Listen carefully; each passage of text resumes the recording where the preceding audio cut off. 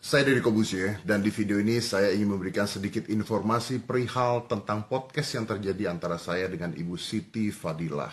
Belakangan ini banyak sekali media yang mengejar-ngejar saya, menanyakan hal tersebut, dan mohon maaf saya tidak bisa menjawab teman-teman media satu persatu. Oleh karena itu, saya berpikir untuk membuat video ini. Sebelumnya, saya ingin memberitahukan untuk semua orang bahwa saya tidak terikat pada sebuah politik tertentu, partai politik tertentu, atau golongan tertentu dan sebagainya. Tidak ada sama sekali. Saya bersifat independen. Yang saya bela adalah bangsa dan negara Indonesia. Demikian juga dengan isi video tersebut. Video yang terjadi adalah pada saat itu di rumah sakit ketika saya bersilaturahmi dengan Ibu Siti Fadilah dan saya meminta izin dengan Ibu Siti Fadilah dan diizinkan tanpa sedikit pun paksaan karena beliau menginginkan agar ada informasi untuk masyarakat Indonesia yang bisa membantu bangsa kita segera menyelesaikan pandemi COVID-19 ini. Video tersebut tidak mengandung unsur hoax, tidak mengandung unsur provokatif sama sekali. Video tersebut hanyalah sebuah informasi untuk masyarakat dan untuk bangsa kita.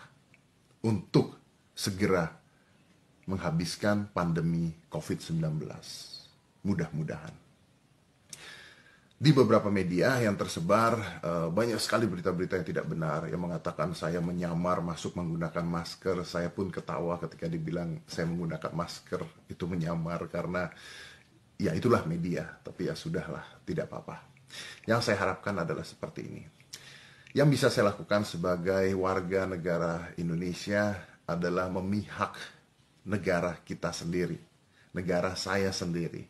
Seperti tadi saya katakan, saya tidak pernah memihak satu golongan apapun, politik apapun. Kalau iya, podcast saya tidak akan dihadiri oleh gubernur, pejabat-pejabat negara, menteri, bahkan Menko Polhukam kemarin juga ada di podcast saya.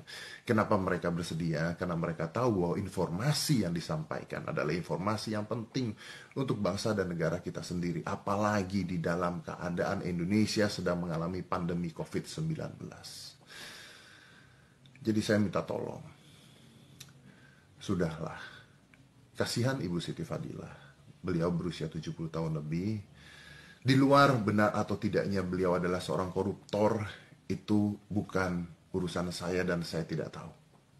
Tapi yang saya tahu, berita tentang beliau menyelamatkan Indonesia, menghentikan pandemi, bahkan di dunia ketika SARS terjadi, adalah berita-berita dan fakta-fakta yang sudah tersebar di mana-mana.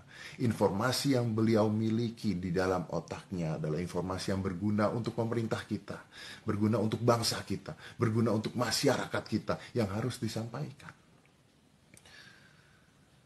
Silaturahmi yang terjadi sangat amat indah, sangat amat baik.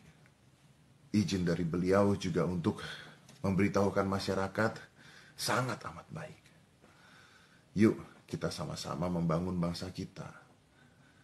Jangan mencari-cari sebuah masalah baru. Indonesia saat ini sedang dalam krisis yang luar biasa. Informasi-informasi seperti ini adalah informasi yang bisa membangun bangsa kita untuk mandiri. Seperti kata Ibu Siti, negara kita mampu untuk mandiri. Dan saya harap dengan video tersebut kita bisa membantu bangsa kita untuk mandiri. Terima kasih. Hampir semua orang ketakutan dengan COVID akibat propaganda yang dibesar-besarkan oleh media.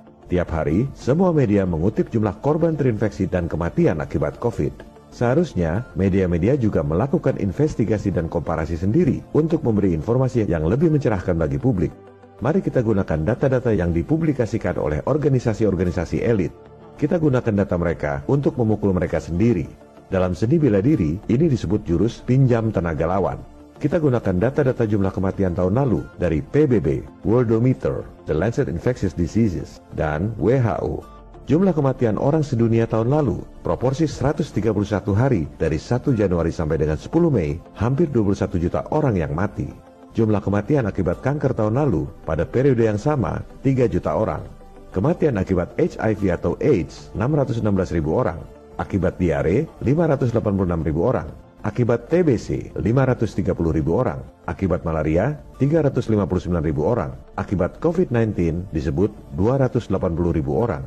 Artinya, dari 100 orang yang mati di seluruh dunia, cuma 1 orang yang mati karena katanya terinfeksi COVID. Itu pun hasil tesnya 80% meleset. Bukan karena PCR-nya, tapi karena nggak ada acuan ilmiah yang disebut gold standard.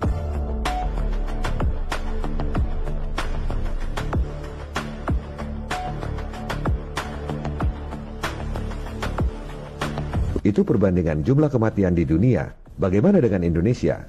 Ini yang seharusnya dilakukan oleh media-media. Jangan cuma kopas data buat takut-takutin rakyat. Kita gunakan data dari PBB dan International Vaccine Access Center. Kita juga gunakan data-data nasional dari Kapolri, BPS, dan Kementerian Kesehatan. Jumlah kematian di Indonesia tahun lalu, proporsi 131 hari dari 1 Januari sampai 10 Mei, 632.000 orang mati. Kematian akibat diare balita hampir 12.000 orang.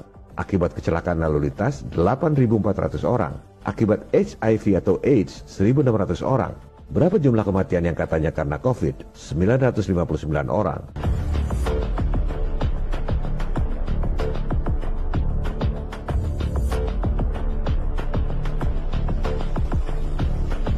Bukan kita mengecilkan para korban, bukan kita tak berempati.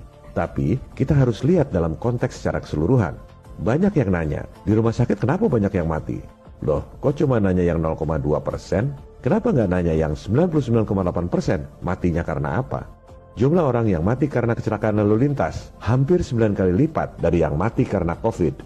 Kenapa nggak tutup aja sekalian semua jalan raya karena banyak yang mati? Emangnya kecelakaan lalu lintas nggak bahayakan orang lain? Kenapa bukan mobil-mobilnya aja yang disuruh social distancing supaya nggak ada tabrakan? Jumlah 959 orang itu pun tak ada satupun yang virusnya dimurnikan dan diperiksa. Karena memang begitu acuan dari WHO. Apa yang harus kita lakukan sebagai rakyat?